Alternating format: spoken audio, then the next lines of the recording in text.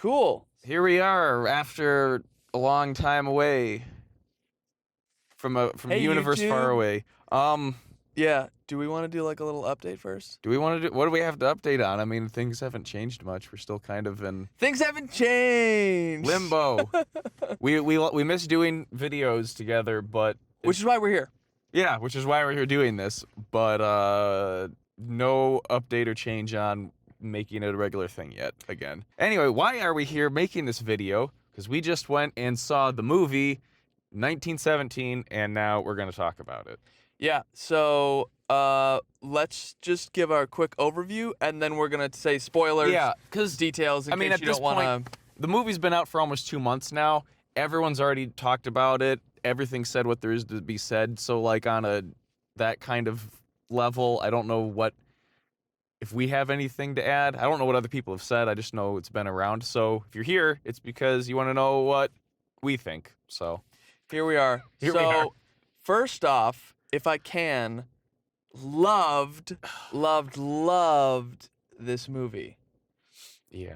I think we were 30 minutes into the film, maybe 25, and I leaned over to Christopher. I was like, hey, just so I'm not crazy, this has been a one take, right? You first leaned in, I want to say somewhere around 5 or 7 minutes, and said, hey, this has been one take. Yeah. Because, yeah, then they go and navigate I through was a like, whole maybe I bunch, and it's blinked, like, and I didn't, and I missed it. yeah. Which, that's fine. How long things actually took is kind of gray, because the whole movie Not is like watching. 2 hours, 10 minutes or something close to that. I'm not sure exactly, but it Yeah. didn't feel like a full 2-hour-long movie just because of how, I would say, good the pacing of the whole thing was. It just... Pacing. So overall, 5 out of 5. Yeah. Pacing was great. Great ability of building tension. Yes. Yeah. Super, and the movie's maybe 20 shots total, if that. Yeah, they did a lot of... I mean, to me, because both of us, because we've done a lot of film work ourselves, we were able to like, oh, right there's probably where they did a hidden cut between different takes, but it was, yeah, still pretty much... Very seamless. It was not disorienting like Birdman, but it was the whole movie as one shot kind of. It reminded vibe. me of Alfred Hitchcock's movie. It's called Rope, and he did a one take the whole movie, and he used film reels that were 18 minutes and change. Yeah. And would like zoom into someone's coat and then zoom out. Because let's move the camera to look at this chest. The camera was the size of this car or bigger. Like the camera was massive. But Rope is one of my favorite films because it pushed the film art form forward. And so anytime that someone does a one take, I love it, which is why I had to lean over at the intro of the film, and then a little later, like, there hasn't been like a cut, right? Yeah. Like, I know that there were moments, but just the greatest. Yeah. What I'm much more and more just in recent years getting much more interested in various history in general. I mean, I've always had an affinity for kind of period pieces for movies and stuff. But so, I mean, early 1900s, and in particular World War I's not something that's talked about a lot, especially in America. It's always been like World War II. Right. And so kind of look over World War I. And so it's just nice to kind of sit in that for a very immersive 2 hours. Super immersive. In the scope of what normal moviegoers are expecting at a flick, you might be disappointed. Like it's not an action film. It's not a normal war movie. It's a period piece, and it's immersive, which is a very different feel. If you saw Saving Private Ryan, it's maybe a little bit like that, but I'd say even more so Band of Brothers, where you're with your characters the whole time. You're with the unit that you follow the whole time. In every take. There's quite a few war movies that I've been buying, but I haven't watched them yet because maybe I might watch them together. Who knows? Like Bridge Too Far and, like old classic stuff as well. But maybe sometime we might go through those. Who and knows? then we'll sit in my car and we'll record it afterward. We don't. Well, we're sitting here and recording in the car because, the movie theater's right there. Right. Yeah. And I'll so, try to get a shot of that before we're done. But we're in an empty parking lot. yeah, We're using the car lights. Right. Super low tech. We're both filmmakers, we promise. It's why we have actual microphones instead of the phone. But we're using what we have. But anyway, really, really, really enjoyed the movie. It's a different kind of war movie from any other war movies I've seen. Same.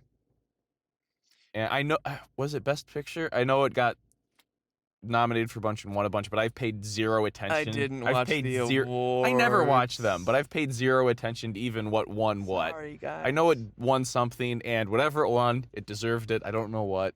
Whatever it won, Whatever it won, it deserved deserved it. If it didn't win, it deserved the nominations. I don't remember. Man, never looked into that. just love how they built tension. Mm. And it wasn't even necessarily like, so the biggest, Do you want a soft transition into? we're going to spoil the movie. Yeah, we're now going to spoil the movie. Final talking things of liked it. 3, Great. 2, 1. Buy it on Blu-ray because I'm it's gonna buy probably the- not I'm going to gonna be buy in it. theaters any longer. I think this might have been the last week it's in theaters here. Who knows? I'm But- going to buy this movie. I am too. Yeah, I just can't. So this is It's going, so good. going on the collection shelf. Okay, Anywho. so the first surprise in the movie, if you will, is when they're walking through, they've gotten their orders, they're going forward, and they've gotten to where the enemy should be. Mm. And they're Like in oh, the crap. cavern. They actually left. Not cavern, but like They're dugout. in the dugout bunker part, the underground part of the trench system. Right. And they are looking around and they're noticing things and like looking for food because they're like, well, we're Yeah. hungry. And then they notice a tripwire. And they tell you this. Yeah. And he's like, don't move, it's a tripwire. But there's also rats. Yeah. And the rats are eating some sort of tied up flesh thing that is meant to help trip the wire. But you get 20, 30-second warning. Yeah. Well, it's like, oh, what is that food? There's all these food. It's like, what is it? Tripwire. Like, this is. And my first thought was like, wait, this is all tripwire just like sitting there. It's like, no. And the camera slowly moves down, and you see the clear copper wire across the frame. And for 20 to 30 seconds, you're like, okay, cool. You guys noticed it. Great. You'll step over it. Yeah. Fine. And then the rat with the little meat flesh pack thing just goes in the middle of the room, like, ah!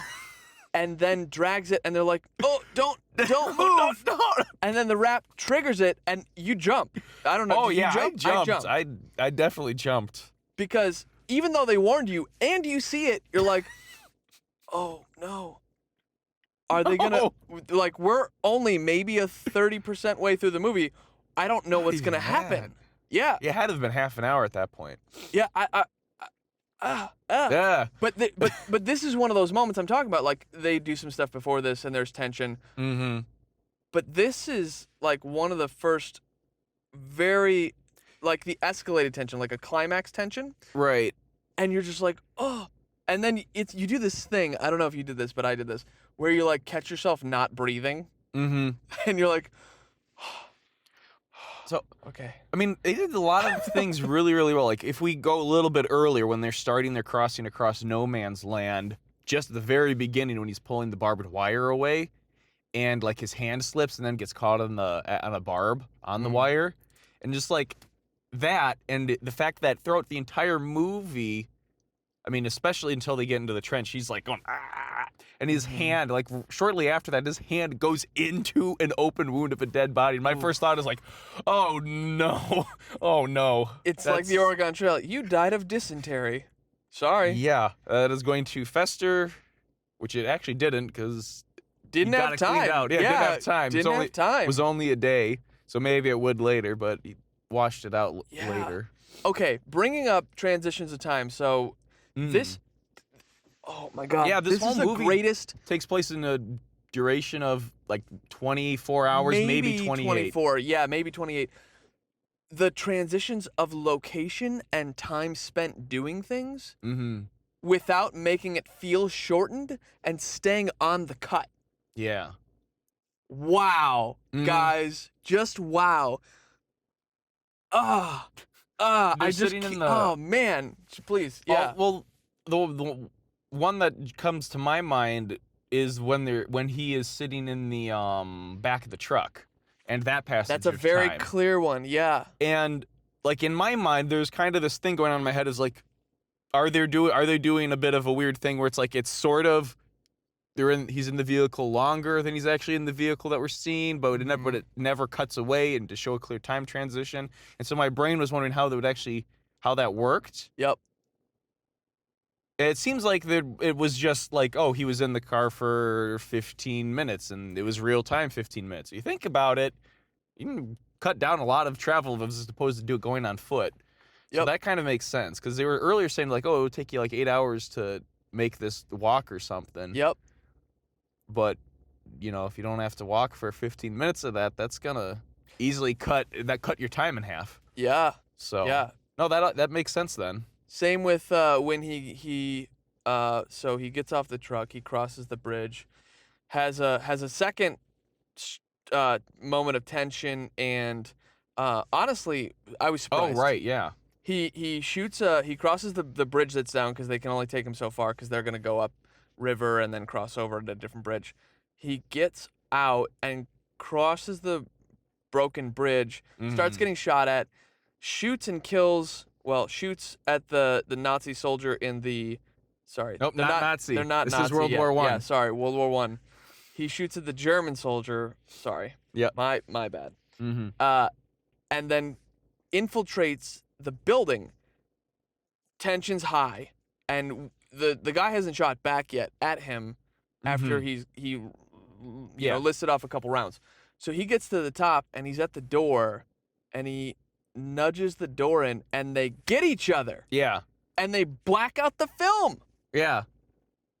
They black the film out. They get each other, and he like falls down the stairs right outside of the door, and I think it was him hitting his head that they hit the blackout on. Yeah. Yeah. And you're just like, and it stayed black for at least a minute. Something like that. It was long because you're like, and I don't remember any audio cues. No, not particularly. Music, nothing. I think the water dripping on his face was like came in maybe halfway through the blackout, just to kind of lead in the cue of the visuals. Yeah. So that was surprising. Yeah. So anyway, I say that because then he goes through the city, whatever, and he finds he gets chased. He finds a refugee, a remnant city person. Yeah, somebody that was just hiding in the basement of one of the buildings that hadn't been completely demolished yet. Yeah. And we spend maybe 20 minutes with her, 15, not even Well, 10. this is what I mean about like the time span, how long we spend doing what in the film is all muddled in my head. We're not there. Yeah. It doesn't feel very long. It's enough to have a conversation. Yeah. The opener, like, hey, don't shoot me, in a different language. He's like, okay, I won't. He needs to sit down because he's exhausted. She tries to bind up his wounds. Turns out there's a baby down there. Yeah, and it's not even hers. It's like, not even hers. It's like, oh, what's the name? I don't know. Like, oh, whose is it? I don't know. It's just a baby I found in the city, so I'm gonna take care of it. And then the bell rings for morning. Yeah, I wasn't counting. It struck me like halfway through. It's like, I should be counting this, and I didn't count either, but he clearly was. I knew that if the bell's ringing, it's morning. Like that, it was just, that's kind of the clear, like, okay, they ring the bells as a moment in time, a signature of time passing. Yeah. But he was only there for 10 minutes or something. Well, yeah, but when he blacked out, it was day. It was middle of the day when he blacked out, and it was dark out when he came to. Yes, correct. So. That's fine. That's another passage of time I didn't notice until you mentioned it, but that's true.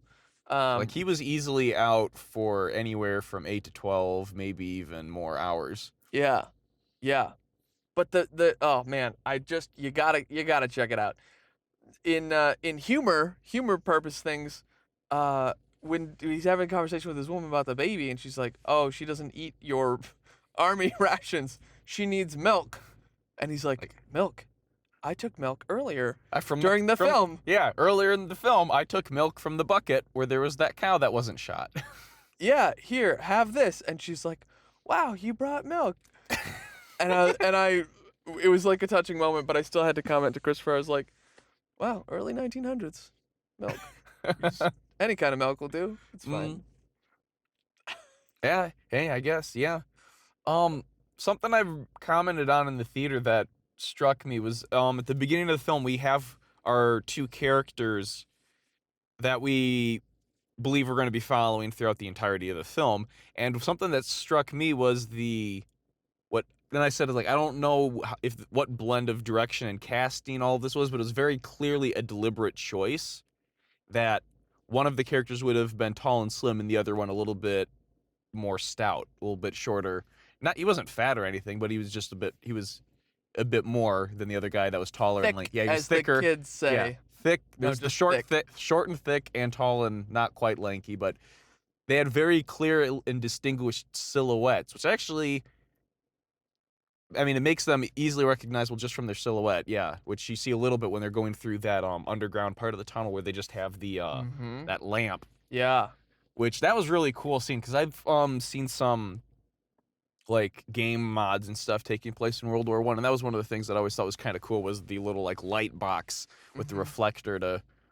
I mean, I think it's just literally the sort of thing where you just have a gas candle or some type of and you just have pretty sure it's that. metallic reflector thing to shine it all forward where you're looking at. Yeah. Man, loved this movie.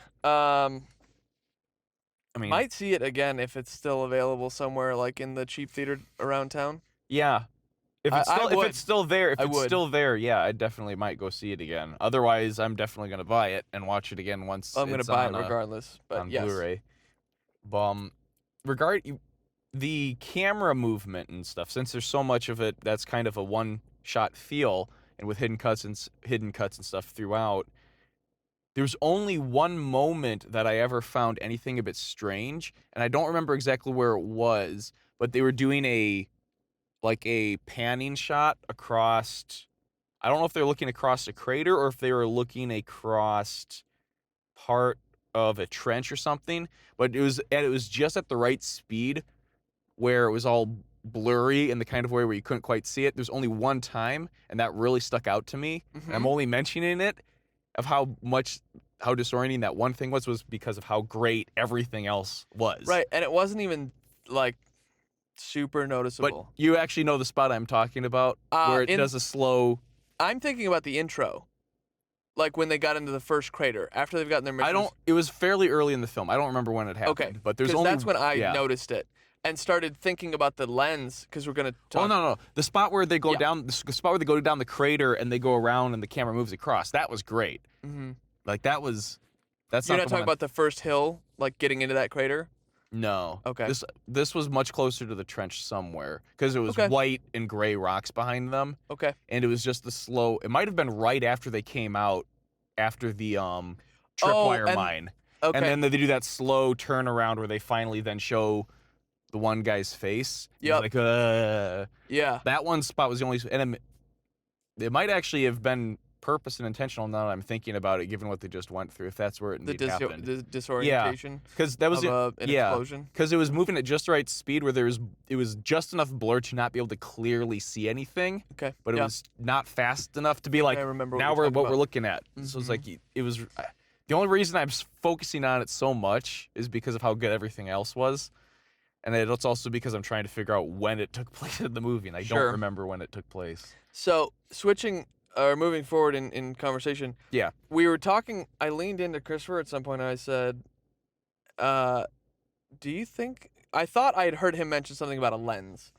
And I was like, oh, it's this type of lens. And I said, what type of lens? He said, I didn't mention anything about a lens. And I said, okay. And then I start like watching the movie because you get this really great, characters are always in focus. They're always with them. It's always a decent or really good shot. And you also get a mid-ground and sometimes a foreground at the same time, which means at minimum it's a telephoto lens. I know at one point I said, when I first saw it, I was like, this seems fairly wide, but at the moment I was like, no, it's not wide enough to be a 35. It's something a lot more. I'm thinking a 50 or a 60. Yeah, I was saying 50, 55. But then I thought about it. you said it might have been a zoom because they. I think it's a zoom lens because there's little moments, and I could just be like connecting this in my mind, so I might be entirely wrong. I'll have to thing look is, it up later. I feel like I would have noticed it zooming, and I feel like it's just actual like pushing a camera in and pulling it out, not zooming. They did that, but I think the Do zoom both. was very minor because the character would stay the same height. If they did what I think they did, which was for easy reference, it would be something like Rosebud, Citizen Kane.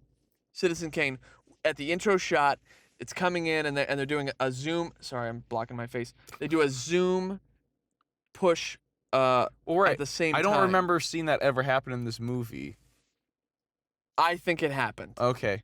So I feel like I'm pretty sure it happened. I mean, obviously, it's a hard move. It's a really difficult move. It's not as extreme as Jaws, but I feel like I would have noticed if they did that. I think it was super subtle every time because it was just to get the shot adjusted to like have the character fill the screen a little more. Like they're definitely moving. Well, here's another question: is like if this was shot on film or digital, there's a question of would those might have been a post thing too. Yeah, that's fair. So the final shot.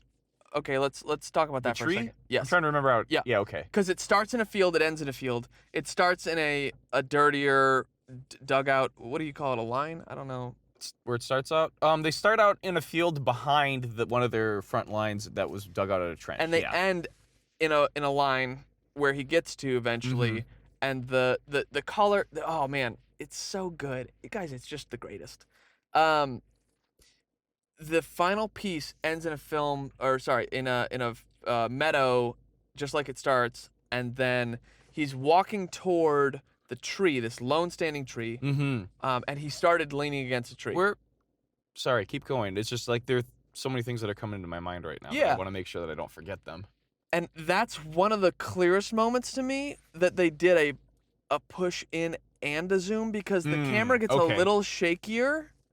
As he gets further away, but he doesn't move. He stays on the right side of the frame, but the tree gets sorry guys, the tree gets closer at the same time. That's like my biggest piece of evidence. Fair enough. Because your small movements. Anyway, keep going. One of the reasons I want to see it again is because I'm wondering if there's something that I want to know if something is going on with the art direction of it that actually. If I'm just imagining it, if this is real or if I'm imagining it. At the beginning of the film, the two of them, I think, were under two trees. No. The first guy was lying on the ground. Well, I thought. Okay, one of them was against a tree. The other one was just on the ground. I thought he had his head up against it. The character that survives is on the tree. Yeah. And the other guy's lying on the ground. Oh, okay. But we start in the meadow. We pull out. I'm trying to keep my hands lower. Well, what I noticed was when he was at the end of the movie, when he was walking up to the tree, the first thought was like the way that the tree was shaped. My first thought was like, oh, this looks like a mushroom cloud, which is jumping into my thoughts about what mushroom clouds and how they are symbolized in a lot of Japanese movies because of the bombings of Hiroshima and Nagasaki? Yes, thank you. Okay. And how they symbolize a kind of like, I don't even know what you describe it. Is something that's very Japanese in regards of a changing of times sort of thing. A transition piece? Something. Well, it's something monumental. A fundamental shift in the nature of the world is changing. Is kind of what it symbolizes, and it just struck me as like the way that the tree, you first see the tree and it goes like that. It just like it had that shape, and that was the first thing that came to mind. Probably not in any way intended or anything, but that's the first thing that popped in my mind when I saw that because I'm a dirty weeb with my trash tastes. I don't know what that word means. I'm not an internet being at the moment, I guess. Yeah, that's okay. Does that make me a weeb as well? No, that means you're a normie. Sounds worse, honestly. That's it. The biggest insult you could ever tell me is that I'm normal. I'm special and eclectic and you're not highbrow. You're not normal. You're just a normie in regards to this particular topic. Okay. That's fine. Anyway.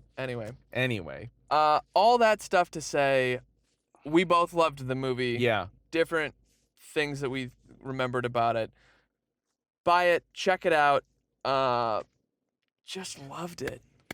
Now I remember the last thing that I had in my mind, and that was regards to the character that survives and the way family is brought up by other people and the way he kind of responds to that. That always struck me as really odd, because when other people would bring up their family or bring up relationships or anything like that, he always was kind of like held back and like choking back his tongue or something whenever all that was going on. Yeah. And then finally at the end of the movie, he pulls out photos, which my understanding was that it was his wife and daughter, but I couldn't tell if it was like his wife and daughter or if it was like his mother, because there was 2 women in the photo, in one of the photos, and on the back of the single. So it's like, was it like a mother and sister? Was it a mother and sister? Was it a mother in the one? Was it his wife in the one? Because there's like 2 or 3 photos there, and I don't think they were of the same people. So I was just trying to figure out who they were and what his reactions were, because the back of the card says "come back to us." Oh, that said "come back to me." It was definitely us. Okay. It said "come back to us," and why this is sticking out to me now is that song that they were singing in the woods, which crossing the River Jordan to be with my family and fathers and that sort of thing. It just kind of struck me as like, well, this sounds like a song about, kind of like crossing the river Styx to be with the dead. Yeah, it sounded like a dirge. Exactly. And so it kind of just made me wonder, like, was the reason he reacted that way is because his family was dead, and he was the only person that was left alive in his family because of the war. Questions. I'm not familiar with all of the details of World War I, and I don't know how badly Britain was hit during the war and how much of it was purely offshores for Britain. Yeah. It seems like, based on the credits, that the this piece was based on real events. Yeah, Mendes. Was it Mendes? I don't know if there was a Sam D. Mendes was the director, and It was one of his ancestors. It sounded like because based on the story of First Corporal Berg. I don't remember the title. I didn't catch the person's last name though. I didn't know if they were related, because I was trying to. Well, it was the same last name. That's why it stuck out to me. Got it. Yep. So yeah, interesting. So based on real events, whatever that means. Yeah, whatever. They that don't means. say that, but I'm saying that. It just said something about stories told from somebody, and it was related to had the same last name as the director, if I remember correctly. So it was probably his grandfather, maybe. Yeah, that sounds fair enough. So yeah, loved the movie. Yeah, that's. I think all I can think to say at the moment for that stuff. We'll wrap up. We miss you guys. We talk about reshooting stuff. Not reshooting as in like redoing Code Geass or whatever, but doing videos again. I actually have hope that that's going to change this year, where Kristopher is going to get a job that's not corporate America, and he's going to love his job. Oh no. So oh no. Don't go on to that topic too much. I want to be able to put this video out with somebody finding it and plausible deniability. Oh, okay. You didn't say anything. I didn't say anything. We don't have last names on the videos. Anyway, that's it for this. Enjoy the rest of your day. Yep. Let us know in the comments. I mean, everything. Sure, all the things. Did you see it? Did you like it? Did you not see it? Did you not like it? Did you not like it? Do you miss us? Do you miss us? Do you miss us? People could find them real easily, though. Our challenge to you is to find us on the internet. No, don't do that. Don't do that. I will call the police and have you arrested if you come to my house. I'll buy you a coffee. We can have a chat. Then we'll drive to Kristopher's house. I will pull the hidden weapons out of the hidden places. Yeah. And ask you kindly to leave. As long as you feed us milk for my baby.